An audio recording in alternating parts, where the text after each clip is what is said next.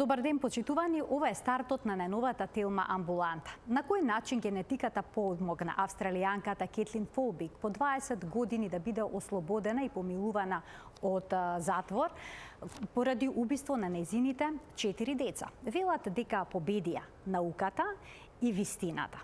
На случајот работеше тим генетичари и научници од целиот свет. Меѓу нив беше и генетичарот, професор доктор Тодор Арсов, кој што е експерт за генетска анализа и диагностика. Тој даде свој допринос, односно свој придонес во утврдувањето на патогената мутација, која што би можела да доведе до смрт кај 4 деца и за сето тоа сведочеше на суд. Токму тој е гостин во студиото на Телма. Останете на Телма, следува разговорот веднаш по рекламниот блок.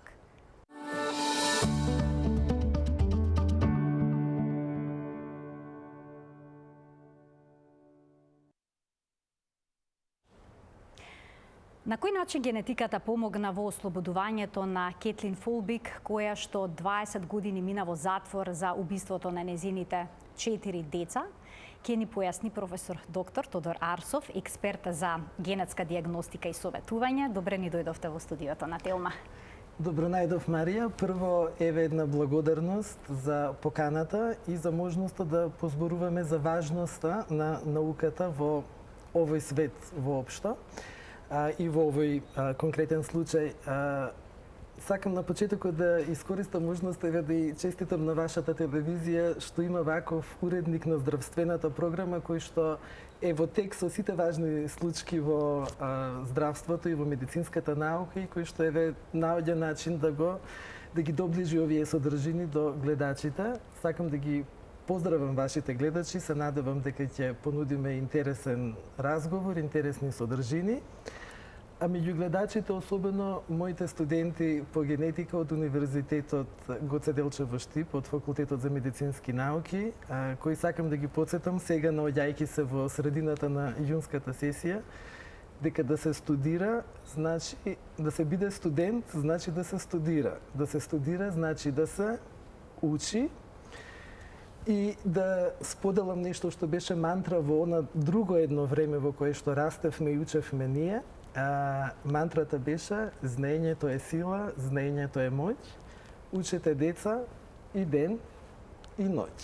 Мислам дека не е далеку ниту од содржината на зашто ќе зборуваме денес. Апсолутно тесно е поврзано, бидејќи знаењето е сила, знаењето е моќ, наоѓа тоа значење и ефикасност во многу сегменти од животот, меѓу другото и во судството, и во оние случаи кои што со години создаваат дилеми, па сега се разрешуваат. Еве ќе започнеме со она што беше актуелно изминатиот период, по 20 години, австралијанката која што беше обвината за убиството на нејзините 4 деца, осудена најнапред на 30 години затвор, па потоа беше намалена казата на 25 години, отслужи таа 20 години затворска казна, цело време тврдеше дека е невина. Но во 2003-та тужителите велеа дека статистички е невозможно 4 деца да починат од природна смрт. Има ли физички докази за да ја осудат? Видите, Марија, ова е коинцидентно што во таа далечна, сега веќе можеби 2003 година, е годината во која што јас всушност пристигнав во Австралија за да го работам својот докторат и тоа коинцидира всушност скоро во истиот месец со месецот во кој што се случува судењето на Кетлин Фолбик, во кое што таа е осудена за небрежност поврзана со првото од 4 деца и 3 убиства. Како што рековте, осудена е на долга, мислам на долга затворска казна, која што ја издржуваше до неодамна.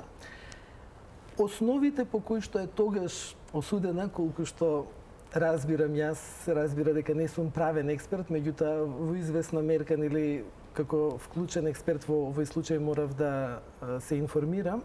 Значи, основите се две. Едната основа е оваа статистичка, да речеме, операција и второто се нејзините записи во личните дневници. Значи, ме прашавте околу статистиката, дали е статистички невозможно. видете, во тоа време важи така нареченото правило или закон на Рој Медоу. Тој е британски педијатар, кој што меѓу другото се занимава и со вакви математички пресметки и кој што во неколку од тие славни судења на така наречените мајки убиици во Англија кажува дека еден смртен случај во новороденечка, рана детска, доенечка возраст е трагедија, 2 случаи се веќе сомнителни, а 3 случаи се сигурно убиство, освен во колку не се докаже поинаку. Ова се разбира дека е базирано на погрешна примена погрешна на статистиката во овој биолошки феномен на повеќекратна смртност во рана детска возраст во едно семејство, бидејќи Марија, ние денес знаеме дека, да пример, дел од генетските болести точно се манифестираат на овој начин со рана, новороденечка смртност, нештото што порано се викало СИДС и се уште се вика СИДС, дел од тоа ненадејно, необјаснето умирање во рана детска возраст, тој синдром, во определен процент е практично предизвикан од моногенски болести, болести генетски за кои што е одговорен еден ген. И во колку нешто такво се провлекува во семејството, веројатноста овие вообичаено се пренесуваат на автозомно доминантен начин. И во колку е тоа случајот, тогаш веројатноста не е занемарлива, односно зборуваме за нешто што е многу можно. Во тоа време кога се одигрува првиот случај, дел од аргументите се дека на планетата не се опишани други случаи каде што има повеќе од 3 умрени деца од биолошка причина, што мислам понатамошните истражувања во правната наука покажува дека всушност не било сосема точно, бидејќи во тоа време веќе се знае за 5-6 други случаи на планетата каде што имало повеќе од 3 или повеќе од 3 смртни исходи во едно семејство. Меѓутоа, тогаш важи тоа. Морам да кажам дека во меѓувреме законот на Рој Медоу е дискредитиран. Тоа е дискредитиран и како научник и лекар. Мислам дека му се одземени титулите во Англија. Мислам дека понатаму се сели во Америка и така нешто таму продолжува професионалната кариера. Значи, тоа веќе не важи. Тоа е едната основа која што е еден од аргументите во случајот. Втората беше дневникот, но и тука веќе имаше анализи дека всушност психијатрите не го изанализирале во тој момент кога таа била осудена, така што, значи, повеќе фактори се во прашање. Да. Знаете, и тоа игра малку исто така улога во овие статистички операции, во создавање на определени перцепции, да кажеме, знаете на кој начин размислуваме и во што веруваме. Во тоа време, значи, во тој процес е предмет на анализа нејзини дневници, тоа се голем број на дневници кои што покриваат огромен временски период. Значи, да кажеме чисто во воведот дека овие деца умираат во еден временски период од една декада, од 89-та до 98-9 година. На возраст од 19 дена до 19 месеци. До 19 месеци. Така што овие дневници покриваат голем временски период и сега знаете, еве и кога ги слушаме некои од форензичките психолози кои што беа вклучени во вештачењето на нејзините дневници во ова последно сослушување, знаете, кога ќе извадите од контекст десетина реченици, тие може да звучат многу обвинувачки и тие десетина реченици, само обвинувачки сакам да кажам, и тие десетина реченици се тогаш искористени за да се представи една слика на австралискиот монструм, на мајката убиец, на, знаете, сите овие зборови кои што се... Беше нарекувано со разни имињеве. Убиец на бебиња, најголем сириски убиец во Австралија, најлоша мајка во Австралија, чудовиште и така натаму. И така натаму. Значи и денеска, например, јас кога зборувам по некој пат со моите пријатели за овој случај, кога ќе прашам што се сеќаваат од судењето, се сеќаваат на записите, да речеме, од дневниците, по кои што знаете, родител кој што губи едно дете, тоа е траума за целиот живот. Јас често се среќавам со родители семејства кои што имаат таква историја и тоа е нешто што никој пат не може да го заборави ниту едниот од двајцата родители. Не сакам да правам разлика, меѓутоа мислам мајката посебно. И знаете, кога ќе се случи повеќе пати, вие можете да ја разберете психолошката состојба во која што се наоѓа родител кој што посакува семејство, посакува деца, а сето тоа му се извлекува од рацете, паралелно со тоа нели се разбира дека се распаѓа и бракот, така таа на крајот завршува во затвор, така што овие содржини се самообвинувачки, меѓутоа не се признание во праксата и тоа мислам дека беше еден од новите аргументи во последното сослушување во прилог на ослободувањето. Заложба за нејзиното ослободување направија голем број генетичари од целиот свет. Вие се најдовте во тимот, како се случи да работите со нив? Јас во тоа време работев во Австралискиот национален универзитет, во училиштето Џон Картинс, училиште за медицинско истражување. Значи тоа е дел од Австралискиот национален универзитет, еве да кажам, каде што сум докторирал во 2007 година. Со истата група продолжувам низ годините да имам различни функции и позиции.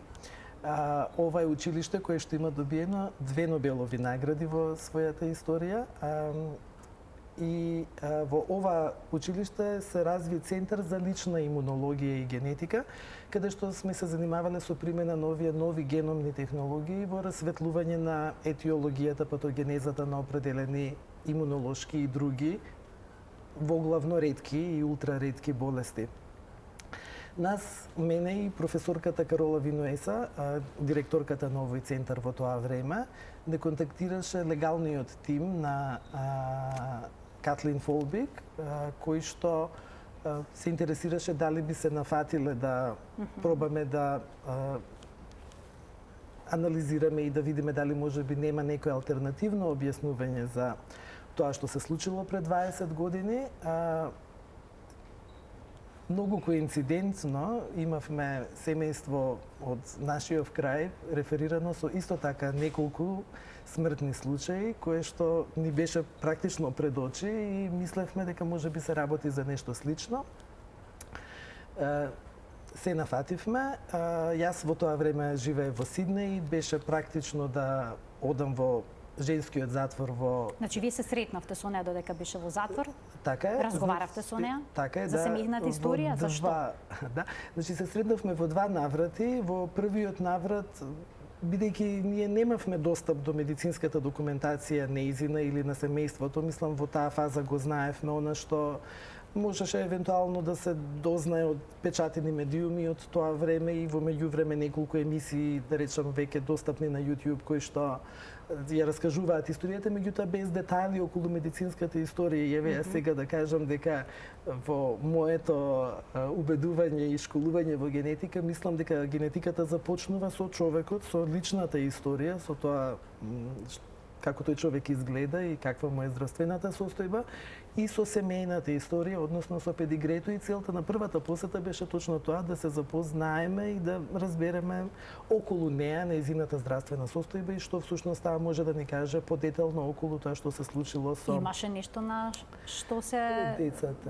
Што би можело да се поврзе со ова што и се случило во животот?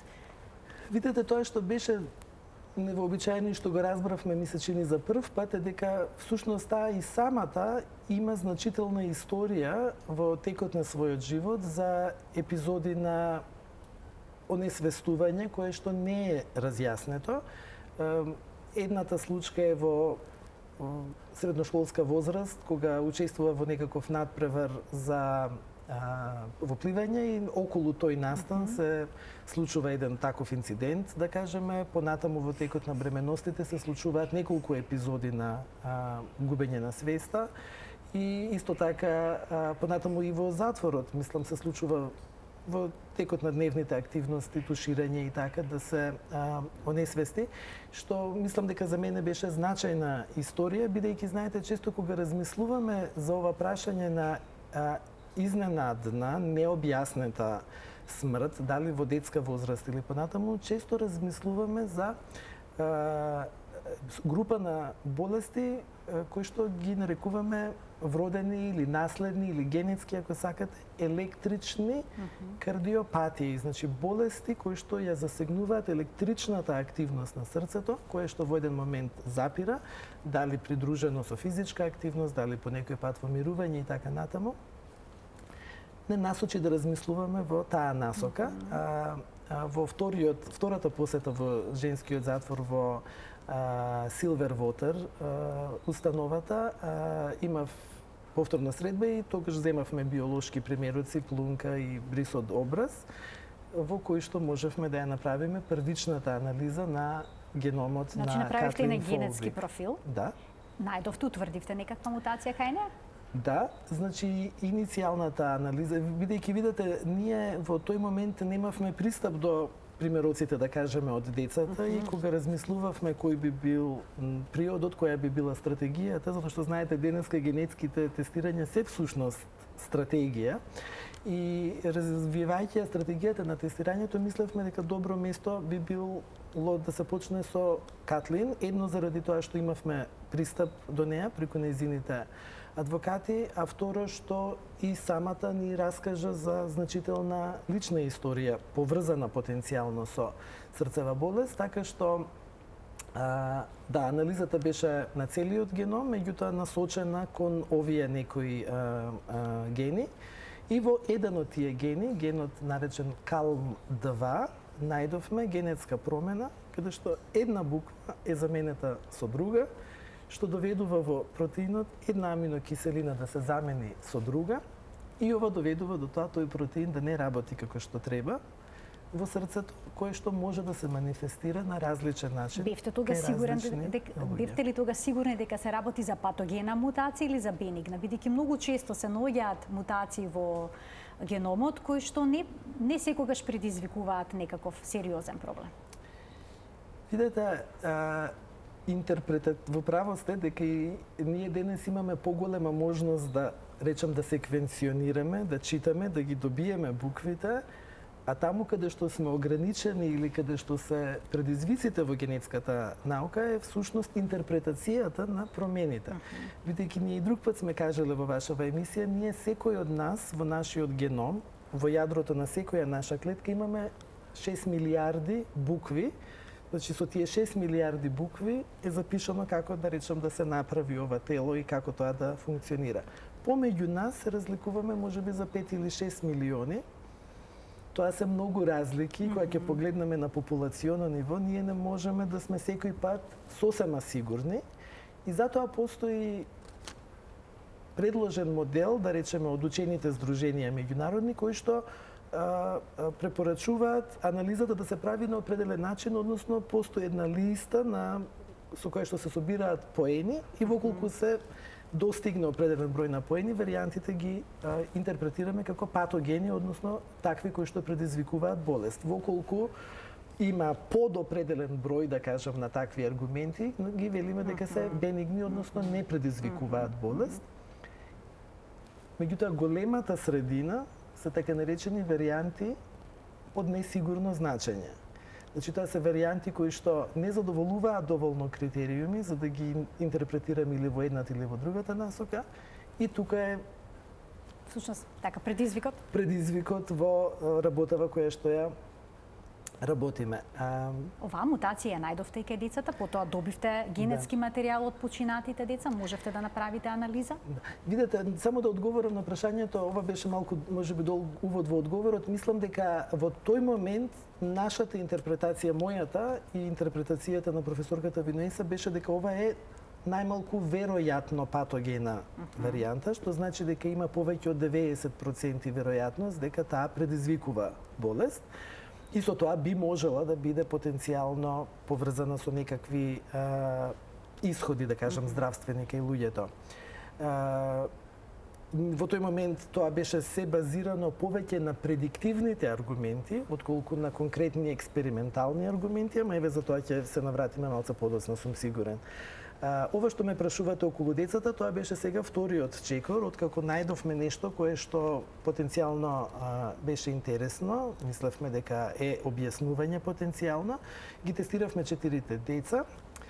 Тука имавме нов предизвикот околу биолошките примероци, бидејќи знаете, тоа се личности кои што се починати пред 20 години, за некои од децата имавме биолошки материјал замрзнат, за некои моравме да изнаоѓаме други решенија со овие картички филтерни од новороденечкиот скрининг, така што се тоа вака прилично на границата на можностите, да кажам, технички во науката денес, и успеавме за сите 4 деца да го добиеме, да добиеме информација за екзомот или геномот нивни и да најдеме дека две од децата, последните двете женски деца, Сара и Лора, ја имаат наследено истата генетска промена од својата мајка. Двете машки деца ја немаа промената. Кај двете машки деца што се најде? Имаше кај нив некакви генетски мутации или не? Видете, ова е важно прашање кое што го прашувате, бидејќи, да кажеме, дел од разговорите и размислувањата околу тоа што всушност се случило, се базираше точно на оваа идеја дека со генетска анализа секој пат мора да се дојде до една обединувачка генетска теорија за тоа што би можела да биде алтернативната причина за смртта на децата. И тоа се разбира дека се случува, меѓутоа не е редовна појава. Денес, колку повеќе работиме во ова подрачје, колку повеќе секвенционираме семејства со повеќе засегнати во истото семејство, се повеќе научуваме дека не е невообичаено во едно семејство да се провлекуваат и две генетски болести, кои што по некој пат може да се манифестираат и на сличен начин, да кажеме. Така што во генетските анализи на машките деца ние имаме определени насоки кон тоа што потенцијално би можело да ја објасни нивната состојба здравствена, бидејќи ќе кажам дека двете машки деца не се сосема здрави. Значи, едното дете, првото, Калеб, кое што починува на 19 дена, е практично родено со тешкотии во дишењето, со неможност за синхронно голтање и дишење, постојано кркорење, да кажеме, особено. Така што детето поминува известно време во болница, можеби во ден 17 преку ноќ или нешто така, и во следниот ден е отпуштено од болница, во следниот ден умира и тогаш е причината за смрт опишана како СИЦ, нели, необјаснета ненадејна смрт во дојнечка возраст. Второто машко дете, Патрик, е со енкефалопатија, значи со значителна болест на мозокот и епилепсија, која што почнува или се манифестира со една епизода на помодрување, асфиксија, да кажеме, тешкоти акутни во дишењето, после што се продлабочува, да кажеме, таа енкефалопатија и не е невообичаено, односно ризикот за смртен исход кај деца со енкефалопатична болест, со таква болест дифузна на мозокот е релативно висока, така што сакам да кажам дека тие имаат и други манифестации, нашите генетски наоди кај машките деца се во таа насока, потенцијално би можеле нешто да објаснат, меѓутоа таму сме малку ограничени со интерпретацијата на варијантите заради тоа што немаме достап до примерокот од таткото, од другиот родител. Таткото одби да даде свој биолошки материјал. Да. Тој не веруваше во сето ова? Веројатно. Мислам, од ова што разбирам од документарните емисии кои што во овој момент течат во Австралија, дека тој и понатаму мисли дека породата во првиот случај, во првото судење била во право. Сега тука се поставува прашањето како двете девојчиња, двете женски бебиња што ја имале мутацијата, наследена од мајката, починале, но мајката е жива. Видете, Марија, овие прашања што ми ги поставувате се многу тешки и прашања кои што имавме значителни потешкоти да ги објасниме во текот на овие истраги и испрашувања, бидејќи вистина изгледа неверојатно дека некој може да преживее во возрастна возраст со определена генетска промена, додека предадена во следната генерација се манифестира на еден многу по-драматичен начин. Кај доминантните болести постои еден феномен за кој што исто така мислам некој пат порано овде сме зборували, кој што се вика пенетрантност. Пенетрантноста не е објаснување за тоа зошто некој човек може да носи определена патогена генетска промена, а самиот да е сосема здрав, да ја предаде таа генетска промена, да речеме, во следната генерација, или да има брат или сестра со истата генетска промена, кои што имаат многу голема драматична болест, вклучително и болест од која што се умира, да кажеме, еве канцер или некаква ваква електрична нестабилност на срцето. Еден од моите омилени дедовци на генетиката, да кажеме, Арно Мотулски, кој што го ја пишува едно од библиите во формалната генетика, не предупредува околу пенетрантноста и кажува да не ја прифаќаме како биолошко објаснување за нештото, туку како мерка за нашето незнаење. Знаете, намалена пенетрантност од, да речеме, 80 или 70%, значи дека 30 или 20% од луѓето кои што ја имаат таа варијанта не ја манифестираат болеста. Зошто тоа се случува? Мислам дека честниот одговор е да кажеме не знаеме. Сега ние можеме да теоретизираме и ние во таа насока сме се обиделе да дадеме определено објаснување зошто е таа во моментот здрава. Значи постојат многу теоретски објаснувања зошто нештото може би се случува. Но, например, едно од нештата е тој така наречен критичен период. Знаете, има за секоја болест генетска, да кажеме, ако во тој некој критичен период нема некој фактор од надворешната средина да повлие, може би човек, знаете, на некој начин ќе ја компензира промената понатаму во текот на животот. Во двата од овие случаи има определени дополнителни фактори кои што се случуваат неколку дена пред смртниот исход. Да кажеме, едното дете има респираторна инфекција, другото дете има миокардит, значи воспаление на срцевиот мускул. И веројатно тоа се некои фактори кои што дополнително допринесуваат. Ние во нашите генетски анализи исто така сме нашле дека двете деца имаат и генетски модификатор, значи тоа е втор ген кој што сам по себе не прави нешто значајно, меѓутоа кога е во контекст на генетска промена во поголем ген може да... G114R, ако не се лажам, за тоа зборувате? Не, значи G114R е... Бидејќи тоа е наведено дека сте го детектирале. Да. Значи тоа е генетската промена која што ја најдовме во генот CALM2 кај двете деца, кои што сметаме дека е патогена и е многу веројатна причина за смртниот исход кај двете женски деца. Да. G114R значи дека, знаете, протеините, гените кодираат протеини. Протеините се како бисерни ланчиња и тие имаат поединечни монистри. Тие поединечните бисери ги викаме аминокиселини. 114-та аминокиселина во ова ланче, калмодулин 2, е заменето наместо една аминокиселина Г, глицин, е заменето со друга аминокиселина R, аргинин. Тоа е како сега одеднаш тоа бисерно зрно наместо да е топчесто, да е триаглесто и сега ланчето не стои вака идеално околу вратот, туку малку има заб. И тоа нешто создава проблем. Прави проблем, тој протеин не работи како што треба.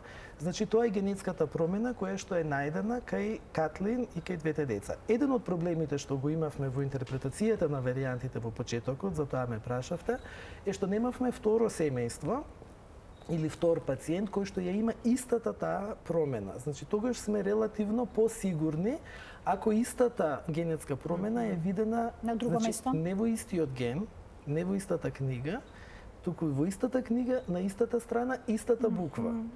Разбирате? Значи, кај овие ултра ретки болести, кога ние имаме 6 милиарди букви во геномот и 6 милиарди луѓе на планетата, веројатноста да се најде втор со истата таа промена, мислам, тоа е нешто теоретски. Така што ние кои работиме во подрачјето на ултра ретки и ретки болести, малку помалку се подпираме на овој аргумент, се подпираме повеќе на други аргументи, Меѓутоа, ова е аргументот кој што, да кажам, недостасуваше се до крајот на првата истрага, кога во литературата се појави второ семејство, кое што ја има засегнато истата аминокиселина, значи таа број 114 глицин, само што ако во нашиот случај зрното бисерно не е како топче, туку е како квадрат, овде е како пирамида. Значи друга аминокиселинска замена ема во истото место. Што беше аргумент кој што дополнително ги зајакна нашите тврдења дека ова е патогена варијанта која што предизвикува болест. Се разбира, на тоа се надоврза и други работи, например, вие ме прашавте околу тоа како е можно некој да не ја има варијантата, а да не манифестира болест. Одеднаш се појави и уште едно семејство опишано од француска група, а мислам мароканско по потекло семејство, каде што ова варијанта не е истата, друга варијанта, но во истиот ген се пренесува во 3 генерации, каде што има така наречени непенетрантни случаи, каде што имаме и случаи на многу ран смртоносен исход, но имаме и возрастни кои што ја пределе генерацијата, а самите немаат проблем, дури и кога ќе им се направи детално електрокардиографско испитување, каде што може точно да се мерат определени електрични параметри на срцето. Така да и ова беше значителен ветер, да кажам, под нашите крила, бидејќи науката се случуваше во известна смисла и како што процесот, да кажам, се одвиваше, особено помеѓу првото отварање на случајот во 2018 година и второто, оваа 2023 година во месецот февруари. Дали ова значи дека може со сигурност да се докаже смртта дека овие две девојчиња всушност дека настапила поради генетска мутација или повторно зборуваме за веројатности? Видете, Марија, мислам дека се додека немаме признание или додека немаме видео запис од случките, додека нема, да речем, очевидци, ние не можеме да знаеме со сигурност. Знаете, некој човек кога лежи на земја и со пиштол покрај него, не можеме да знаеме точно, ние можеме да зборуваме за веројатности.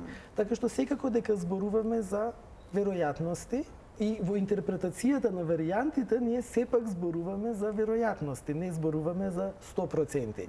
Например, за да кажеме дека една варијанта е патогена, треба да не задоволи дека над 99% се шансите дека таа е патогена. Ако сме скоро убедени дека е патогена, ама не сме, за да кажеме патогена, 90% до 99% ќе речеме веројатно патогена варијанта.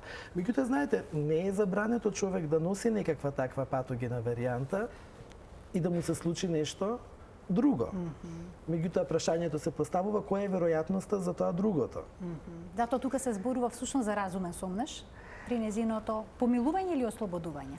Точно така, значи англискиот правен систем се базира на тоа нешто, англискиот и нели Commonwealth, да кажам, на земје, се базира на тоа основа на сомнеш. Значи, воколку постои основа на сомнеш, дека случајното се случило, случајното не се случило. Ме разбирате? Тоест, она за што е човек обвинет или за што се терети, не се случило воколку постои основа на сомнеш. И мислам дека овие аргументации од страна на генетските науди секако придружени со променетиот амбиент околу веројатностите, затоа што сега веројатностите се ставаат во поинаков контекст кога знаеме дека законот на Рој Медоу не важи или правилото, да кажам, на Рој Медоу не важи и кога дневниците се интерпретирани од страна на поголем број независни експерти, австралиски и американски,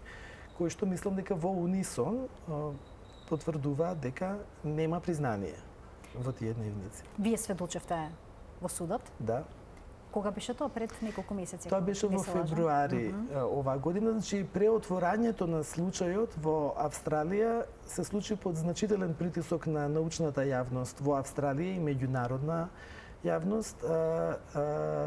И првиот дел од сослушувањата беа во ноември минатата година. Нашиот дел, да речам, генетика, беше во февруари оваа година. Дали ултраретките мутации всушност може да се сметаат за причина за прерана смрт кај доенчињата, за она што се нарекува СИДС? Дали во сите случаи може да се најде генетска основа? Краткиот одговор е веројатно не, а подолгиот одговор е дека СИДС или синдромот на ненадејна новороденечка доенечка смрт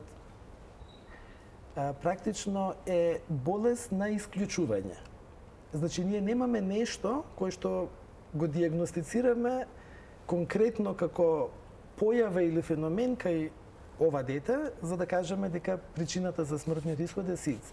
Меѓутоа, ќе се исклучат сите можни или достапни, да речам, болести за диагностика кај едно дете, кое што е според дефиницијата под 12-месечна возраст, иако што јас морам да кажам дека не разбирам од каде произлегува таа граница 12 месеци, бидејќи мислам дека ништо волшебно не се случува на 12 месеци, на 11, што не се случува на 13 или обратно, така да тоа е некоја арбитрарна, ми се чини, граница од 12 месеци.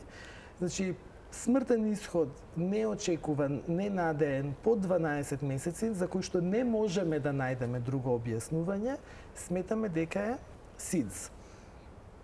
Ова би се случило според тие англиски статистики можеби еднаш на 8, 9, 10 илјади раѓања, едно дете би имало ваков исход. Веројатноста да се повтори е малку поголема во колку има претходен таков настан во семејството. Затоа таа состојба како продолжете па ќе го поставам таа состојба всушност и веројатно насетувате од описот, таа е една кошара која што собира повеќе болести очигледно во неа, и меѓу другото и определени моногенски болести.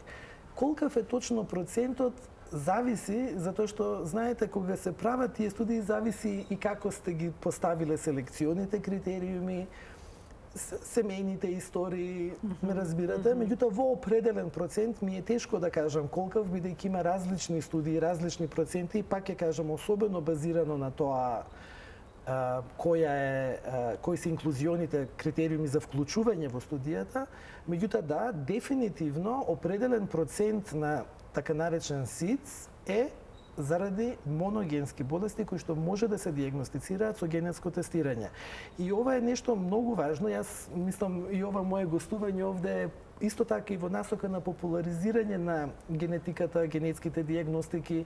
Еве во овој случај прашањето на необјаснета нагла срцева смрт под една или друга смрт под една годишна возраст и местото на генетските тестови во оваа ситуација, бидејќи тие може да се повторуваат. Може се повторуваат. Знаете, тие може да се повторуваат и да се повторуваат на истиот начин.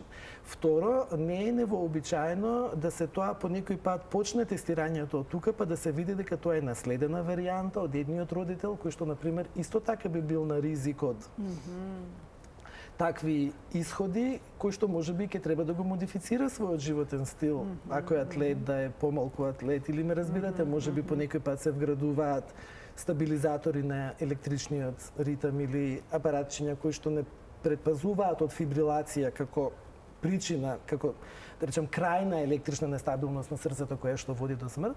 Така што мислам дека тоа е важно да се, да речем, има во предвид.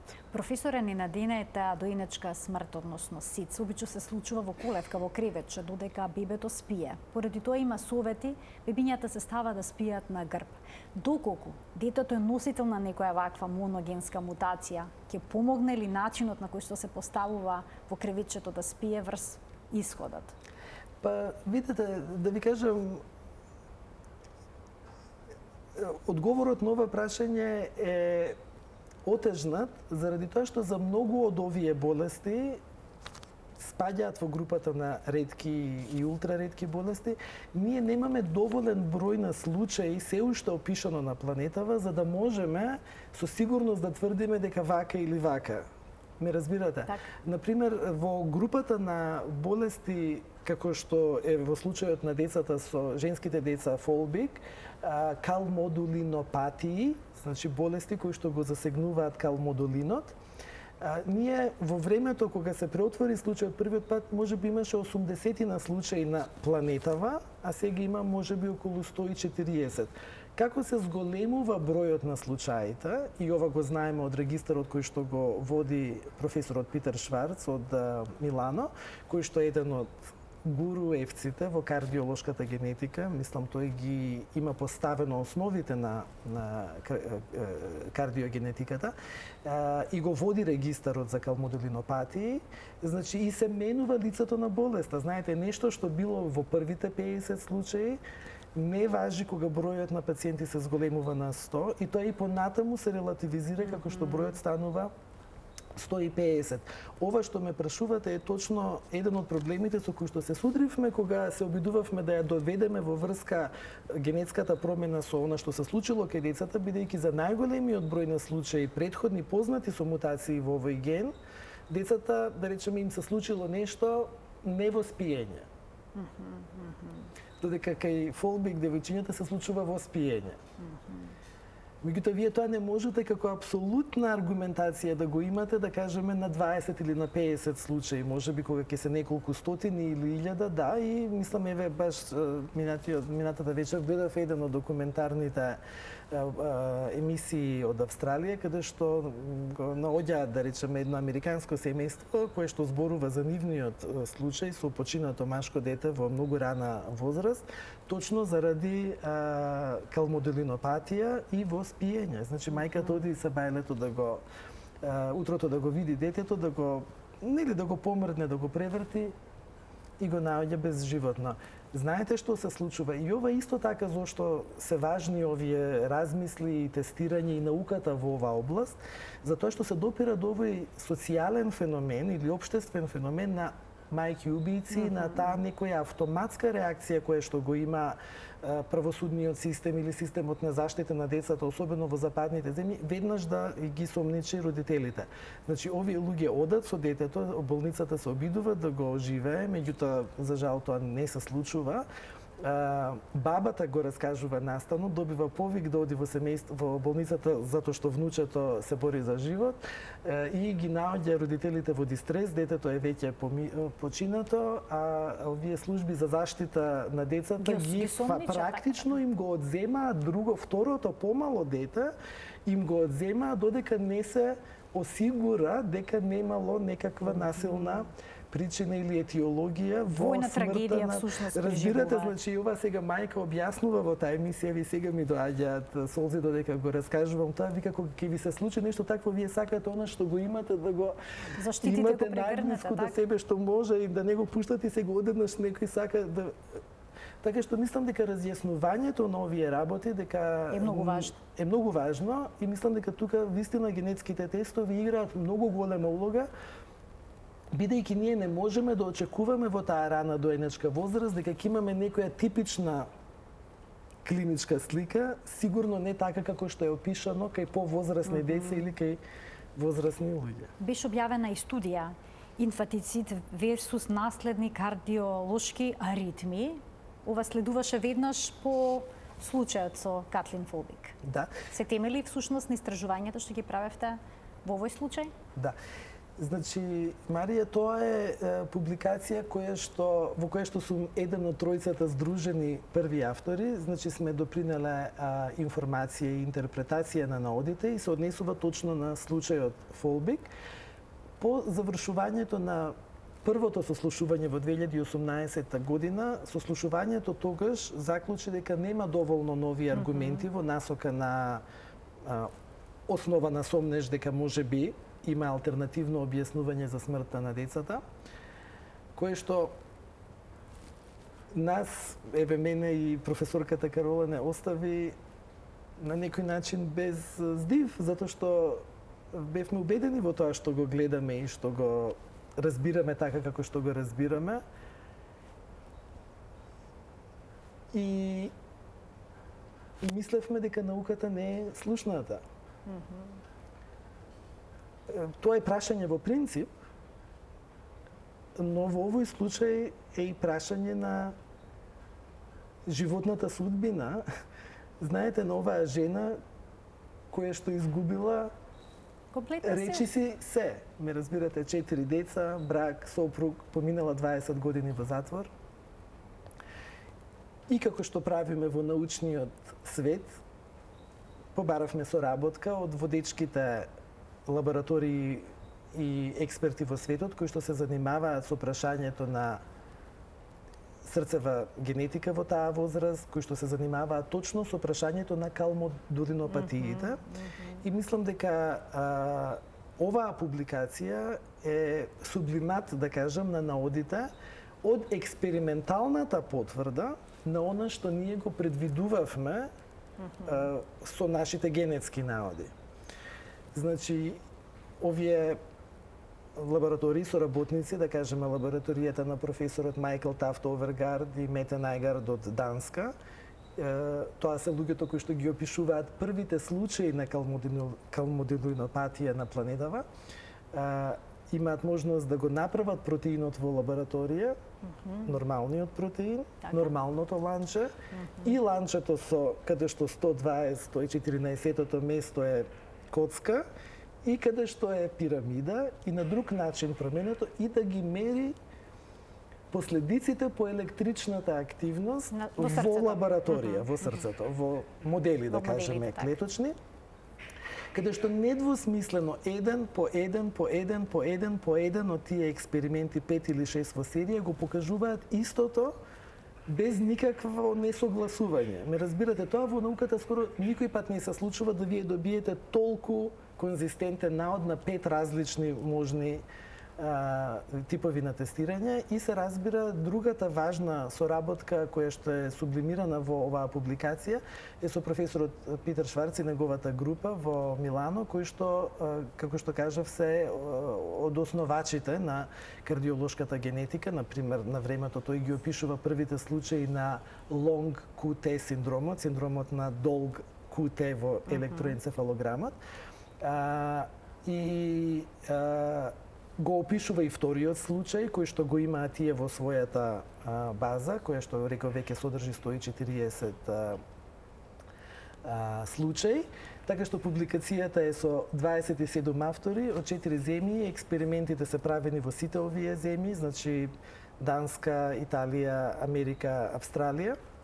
И на највисок можен стандард во моментот покажува дека оваа варијанта всушност и во експериментални услови со експериментална потврда е патогена, и студијата, односно публикацијата, заклучува дека е веројатна причина за смртниот ишод кај децата. Генетиката наоѓа се поголемо место во правниот систем. Се расветлуваат и многу стари убиства, да речеме, врз основа на ДНК анализи, но ова веќе сега нешто сосема поинакво. Науката оди напред, предизвиците за генетичарите се навистина големи. Продолжувате да се занимавате со научна работа? Продолжувам. Вие знаете дека јас во последниве месеци сум во транзиција помеѓу Универзитетот Кирил и Методи, каде што работев, и Универзитетот Гоце Делчев, каде што работам. Во моментот имам една истражувачка програма во која што ќе имам можност да тестирам генетски, да речеме, да расветлуваме генетски диагностики. Од Македонија да се работи волку сложено истражување? Како што сте работеле во Австралија, видете, во да ви кажам, и лабораториите? во Австралија сме работеле во соработка со други. Денеска светот е глобално село, никој не може да биде. Ние тука живееме во таа илузија, ги гледам, например, голем дел од колегите, се. И ова. Тоа е невозможно, ме разбирате? Мислам, човек во овој свет може да се насочи во едно и да е добар во тоа. Инаку, така што мислам дека имам некои можности. Јас, знаете, имам позиција во во институт Франсис Крик во Лондон, така што и таму сум визитинг научник, да кажем, и имам определени активности.